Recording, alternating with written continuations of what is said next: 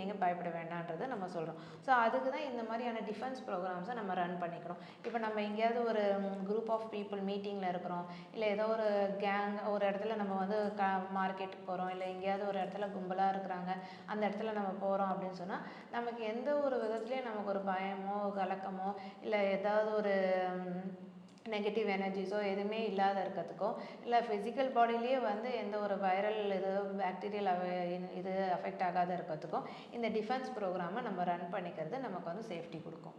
சரிங்களா? ஸோ அந்த அளவுக்கு இது வந்து ரொம்ப ஹெல்ப்ஃபுல்லாக இருக்கும். இப்போ அடுத்ததே பார்த்தீங்கன்னா இதிலே வந்து செகண்ட் ப்ரோக்ராம் ஷிவர் அப்படின்னு சொல்லி ஒரு ப்ரோக்ராம் இருக்குது. ஸோ இந்த ஷிவர்ன்ற ப்ரோக்ராம் என்ன பண்ணோம் அப்படின்னு பண்ணால், இப்போ இந்த மியூக்கஸ் மெம்பரேன்ஸ்லாம் வந்துட்டு ரொம்ப அஃபெக்ட் ஆகிருக்கு, அதெல்லாம் வீக்காக இருக்குது அப்படின்னு சொன்னால் அதை வந்து இதை வந்து கரெக்ட் பண்ணும். இப்போ ஃபார் எக்ஸாம்பிள் கோல்டில் அஃபெக்ட் ஆகிருப்பாங்க, இல்லைன்னா காஃப் வந்து கண்டினியூஸாக இருந்திருக்கும், ஃபீவர் வந்திருக்கும். இப்போ இவங்களுக்குலாம் வந்து ரொம்ப வந்து ட்ரைண்டாக இருப்பாங்க, எனர்ஜி இல்லாத இருப்பாங்க. அப்போ இவங்கெல்லாம் என்ன பண்ணலான்னா இந்த ஷிவர்ன்ற ப்ரோக்ராம் ரன் பண்ணும்போது அது வந்து செட்டில் டவுன் பண்ணும். இப்போ எல்லாத்துக்குமே இப்போ வந்து ஒரு செல்ஸே வந்து அக்ரவேட் ஆகிருக்கு, ஹைப்பர் ஆக்டிவாக இருந்தது அப்படின்னா இது எல்லாமே தலை தூக்க ஆரம்பிக்கும். ஓகேவா? ஸோ அதுக்கு என்ன பண்ணுறோம், நம்ம ரிலாக்ஸேஷனும் வந்து நம்ம முன்னாடியே பார்த்துருப்பீங்க, ரிலாக்ஸேஷனுக்கான ப்ரோக்ராம்ஸ்லாம் நம்ம சொல்லுவோம். ஸோ அது கூடவே இந்த ஷிவர்ன்ற ப்ரோக்ராம்ஸ் இது வந்து ஸ்பெசிஃபிக்காக இப்போ எனக்கு கோல்டு கண்டினியூவாக இருந்துகிட்டே இருக்குது, எனக்கு காஃப் கண்டினியூவாக இருக்குது அப்படின்றப்ப அந்த ரிலாக்ஸேஷன் ப்ரோக்ராம் கூட இந்த மாதிரி ஷிவர்ன்ற ப்ரோக்ராமை நம்ம ரன் பண்ணும்போது அதை வந்து செட்டில் டவுன் ஆகிறத நம்ம பார்க்க முடியும். ஸோ அடுத்தது என்னென்னா சென்சிட்டிவிட்டி. ஸோ இந்த சென்சிட்டிவிட்டி ப்ரோக்ராமு 60 மினிட்ஸ் ரன் பண்ணுறது. இது என்னத்துக்கு அப்படின்னு பார்த்தோன்னா, சில பேர் வந்து ரொம்ப வந்து சென்சிட்டிவாக இருப்பாங்க. ஏதாவது ஒரு இதுனா வந்து அவங்களுக்கு இமீடியட்டாக அந்த ஃபிசிக்கல் பாடியில் ஒரு ரியாக்ஷன் வந்துடும் சொல்லுவாங்க, அலர்ஜிக் ரியாக்ஷன்ஸ். அலர்ஜிக் ரியாக்ஷன்ஸ்னால் என்ன சொல்லுவாங்க, சென்சிட்டிவாக இருக்கிறதால அலர்ஜிக் ஸ்கின் அப்படின்னு சொல்லுவாங்கள்ல. ஸோ இந்த மாதிரி என்ன விதத்துக்கு அது அவங்களுக்கு வந்து வரும் அப்படின்றதே நம்ம வந்து சொல்ல முடியாது. திடுதிப்புன்னு வந்து அவங்களுக்கு இந்த அலர்ஜிக் ரியாக்ஷன்லாம் வந்து ஏற்படும். ஏதாவது ஒன்று ஆசைப்பட்டு சாப்பிட்ருப்பாங்க, ஆனால் ஏன் அது இதுவாச்சுன்னே தெரியாது. ஏதாவது ஒரு மாதிரி ஸ்வெல்லிங் இருக்கலாம், இல்லை ரெட்னஸ் இருக்கலாம், சோப்ஸ் எல்லாம் பவுடர்ஸ் அதெல்லாம் மாற்றினா கூட திடீர்னு ரேஷஸ் வரலாம், முகத்துலலாம் ரெட் ஆகிடும். அதுக்கு ஸோ இந்த மாதிரி சென்சிட்டிவான ஸ்கின் அப்படின்னும் சொல்லுவாங்க. ஸோ இந்த மாதிரி சென்சிட்டிவிட்டி அப்படின்றது ஓவராலாக அவங்களுக்கு வந்து உடம்பு ஃபுல்லாக அந்த சென்சிட்டிவிட்டி இருக்கிறதால தான் அது வந்து அஃபெக்ட் ஆகுது. ஸோ அப்போ வந்து அவங்கள மாதிரியானவங்க இந்த சென்சிட்டிவிட்டின்ற ப்ரோக்ராமை வந்து நம்ம ரன் பண்ணிகிட்டே இருக்கிறாங்க அப்படின்னு சொன்னால் அந்த சென்சிட்டிவிட்டி வந்து கொஞ்சம் செட்டில் டவுன் ஆக ஆரம்பிக்கும். அன்னெசரியாக தேவையில்லாத அந்த அலர்ஜிக் ரியாக்ஷன்ஸ் காட்டுறதோ இல்லை வந்து அவங்களுக்கு வந்து ஒரு டிஸ்கம்ஃபர்ட் கொடுக்குறதோ இல்லாமல் அது வந்து ரெடியூஸ் ஆக ஆரம்பிக்கும். ஸோ இதுலேயே பார்த்தீங்கன்னா ஐஸ் ஹார்மோனி அப்படின்னு சொல்லி கொடுத்துருக்காங்க. இப்போ ஐஸ் ஹார்மோனின்றது ஸ்பெசிஃபிக்காகவே வந்து கொடுத்துருக்காங்க. அப்போ என்ன ஆகுது, ஐஸ் ஹார்மோனினா அப்போ வந்து நம்ம வந்து என்ன சொல்ல வரோம், இதில் உங்களுடைய பிளட் சர்க்குலேஷன் நல்லா இருக்கும். இப்போ நீங்கள் சொன்னீங்களே டார்க் சர்க்கிள்ஸ்லாம் வருது, நான் வந்து நல்லா வந்து தூங்கியிருக்கேன் அப்படின்னு சொன்னால் அங்கே டார்க் சர்க்கிள்ஸ்லாம் வராது. இல்லை அது வந்து ஸ்வெல்லன் ஆகிடும், திடுதிப்புன்னு வீக்கமாக இருக்கும், ஏனே தெரியாது. அதுக்கப்புறம் வந்து சில பேருக்கு வந்து பார்த்திங்கன்னா அந்த நிறைய ஊழ தள்ளிகிட்டே இருக்குன்றதும் சொல்லுவாங்க, கண்ணே திறக்க முடியல, அப்படியே வந்து இறுக்கமாக இருக்குன்றதும் சொல்லுவாங்க. ஸோ இதெல்லாம் வந்து என்னென்னா இம்பேலன்ஸ். அந்த இடத்துல அந்த அந்த இது பர்டிகுலரான ஃப்ரீக்குவென்சியோ அவங்களுடைய பர்டிகுலரான அந்த ஃபீல்டு வந்து டிஸ்டர்ப் ஆகிருக்கு. ஸோ அங்கே இம்பேலன்ஸ் ஆகிறதால தான் அது வந்து அந்த இடத்துல அந்த மாதிரி ஒரு சிம்டமாக வெளிக்காட்டுது. இப்போ அதை எப்படி நம்ம கரெக்ட் பண்ணுறது அப்படின்னு பார்த்தீங்கன்னா இந்த மாதிரி ஐஸ் ஹார்மோனி எங்கே இதெல்லாம் வந்து லோக்கலைஸ்டாக வந்து நமக்கு சொல்கிறாங்க. இந்த ஐஸ் ஹார்மோனி அப்படின்றத யூஸ் பண்ணும்போது அங்கே இருக்கிற ஒரு சென்சிட்டிவிட்டியோ இல்லை அங்கே இருக்கிற ஒரு ப்ராப்ளமுக்கோ வந்து நமக்கு சொல்யூஷன் வந்து இது மூலிமா கிடைக்கும். இப்போ சிலருக்கு கண்ணில் பவர்லாம் இருக்குல்ல மேடம், ப்ளஸ் மைனஸ் பவர் இருக்குது, ஸ்பெக்ஸ் யூஸ் பண்ணுறாங்க, காண்டாக்ட் லென்சஸ்லாம் யூஸ் பண்ணுறாங்களா, ஸோ அதெல்லாம் தவிர்க்க முடியுமா, யூஸ் பண்ணாமல் தவிர்க்க முடியுமா? இந்த ஃப்ரீக்வன்சி மூலமாக பவர் ஏற்றி இறக்கிறதுக்கு ஏதாவது வாய்ப்பு இருக்கா? இல்லை அதான் இப்போ என்னென்னா இப்போ வந்து ஒரு பர்டிகுலர் ப்ராப்ளத்துக்கு வேணும் அப்படின்னா அதுக்கு எல்லாமே ப்ரோக்ராம்ஸாக இருக்குது. அதை அவங்க கன்சிஸ்டண்ட்டாக ரன் பண்ணால் தான் அது வந்து எப்படி இண்டிவிஜுவல் நம்ம சொல்லலாம், எல்லாருக்குமே ஒரே மாதிரி ரிசல்ட்ஸ் வந்து இது மாதிரி சொல்லிட முடியாது. அது இண்டிவிஜுவல் மாறும். அதுவும் இல்லாத ஒரு ப்ரோக்ராம் வச்சும் நம்ம சொல்ல முடியாது. நான் இப்போ சொன்ன மாதிரி ஷிவர் கூட ரிலாக்ஸேஷன் யூஸ் பண்ணிக்கணும், அப்போ வந்து ஸ்லீப் ப்ரோக்ராம் ப்ரோக்ராம்ஸ் யூஸ் பண்ணிக்கிறது, இந்த மாதிரி எது தேவையோ அந்த ப்ரோக்ராம்ஸ் வந்து ரிலவெண்ட்டான ப்ரோக்ராம்ஸை நம்ம ரன் பண்ணும்போது அதுக்கான சொல்யூஷன் வந்து ஆட்டோமேட்டிக்காக வந்து நமக்கு கிடைக்கிறத பார்க்க முடியும். இப்போ நீங்கள் சொன்ன மாதிரி கண்ணுக்கு வந்து ப்ராப்ளமாக இருக்குது, கண்ணாடி போட்டுட்ருக்காங்கன்னா, இப்போ ஆல்ரெடி போட்டிருக்காங்க அப்படின்னாலுமே சில எக்ஸசைசஸை ஃபாலோ பண்ணணும். அது இது மட்டுமே இல்லை, இதையும் பண்ணிவிட்டு சில ஐ எக்ஸசைஸும் பண்ணும்போது அவங்களுக்கான இது வந்து சேஞ்சஸ் உள்ளே வந்து பிளட் சர்க்குலேஷனை இன்க்ரீஸ் பண்ணுறதுக்கு சில ப்ரோக்ராம்ஸ் நம்ம ரன் பண்ணும்போது அங்கே ஆட்டோமேட்டிக்காக எல்லாமே எப்படி இருக்குது, உங்களோட இன்ஃபர்மேஷன் ஃபீல்டு, உங்களோட பயோஎனர்ஜெட்டிக் ஃபீல்டை நீங்கள் ஸ்ட்ரென்தன் பண்ணும்போது கொஞ்சம் கொஞ்சமாக மாற்றங்கள் வரதை நம்ம பார்க்க முடியும். சூப்பர்.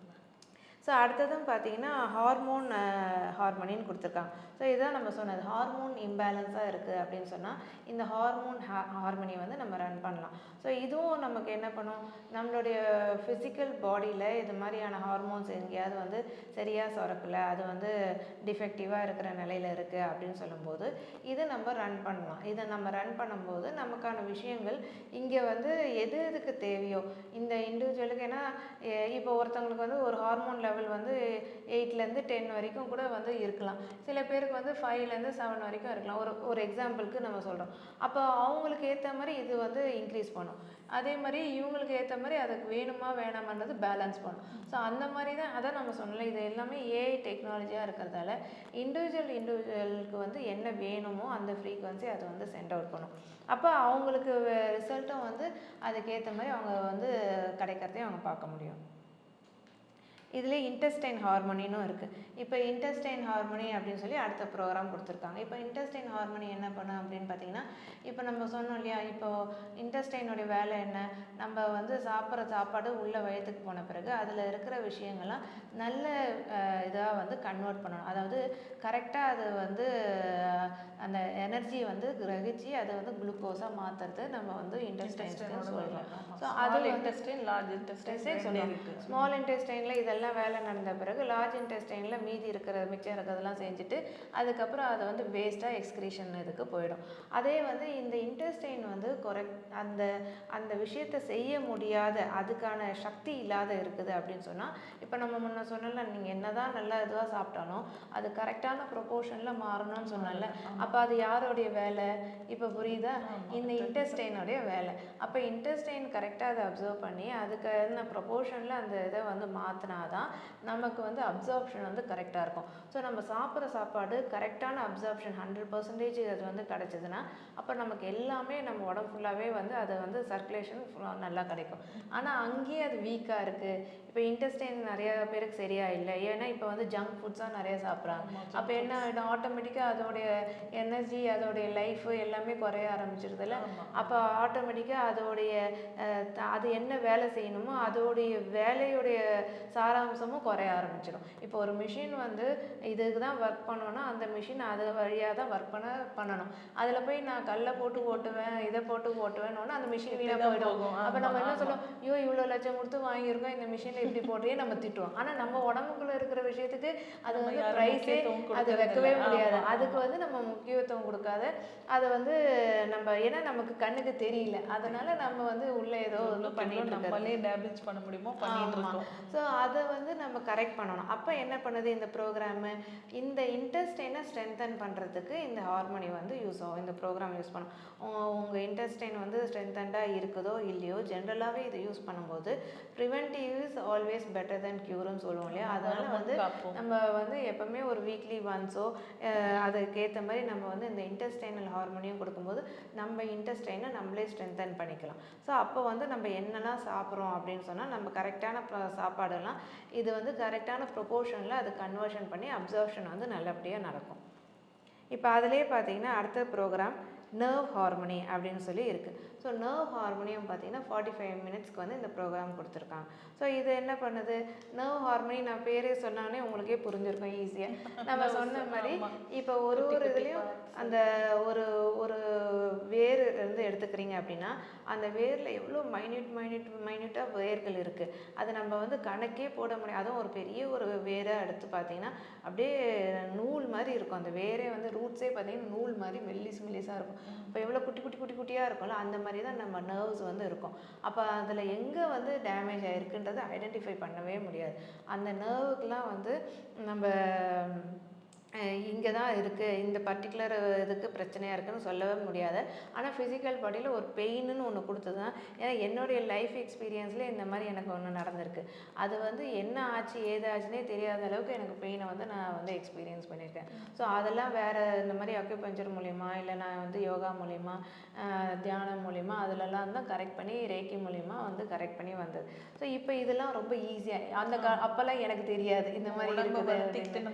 இப்போ இந்த மாதிரி வந்து இப்போ ஈஸியாக வந்து ஏஐ டெக்னாலஜியில் நர்வ் ஹார்மோனின்னு கொண்டு வந்துட்டாங்க. அந்த டைமில் நான் வந்து ஒரு 5-6 வருஷத்துக்கு முன்னாடி வழியில் அவஸ்தைப்படும் போதெல்லாம் இந்த மாதிரியான டெக்னாலஜிலாம் அப்போ எங்களுக்கு தெரியல. இப்போ வந்து இதெல்லாம் நம்ம யூஸ் பண்ணிக்கும் போது அந்த வழியிலேருந்து நமக்கு வந்து ஈஸியாக வந்து ரிலீவ் ஆகிறதுக்கு இந்த ஹார்மோனி வந்து நமக்கு வந்து ஹெல்ப்ஃபுல்லாக இருக்கும். இப்போ அடுத்தது பார்த்தீங்கன்னா இதிலே வந்து ஃப்ளெக்சிபிலிட்டி அப்படின்னு சொல்லி ஒரு ப்ரோக்ராம் கொடுத்துருக்காங்க. ஸோ ஃப்ளெக்சிபிலிட்டி அப்படின்னா நம்மளே என்ன சொல்லுவோம், இப்போ வந்து ஒரு ஜாயின்ஸ் ஆகட்டும், ஒரு நம்ம பாடியே எடுத்துக்கோங்களேன், ஒரு ஃப்ளெக்சிபிலிட்டி இருக்கணும். அது அந்த மாதிரி இருக்கும்போது தான் வந்து அந்த ஸ்மூத்தாக இருக்கும், அந்த ஹார்மோனி வந்து கரெக்டாக பேலன்ஸ் ஆகும். இல்லைன்னா ஸ்டிஃப்னஸ் ஆகிடும். நம்ம சொல்லலாம் இப்போ வந்து ஒரு யோகா ஆசனம் பண்ணுறோன்னா அது பண்ணும்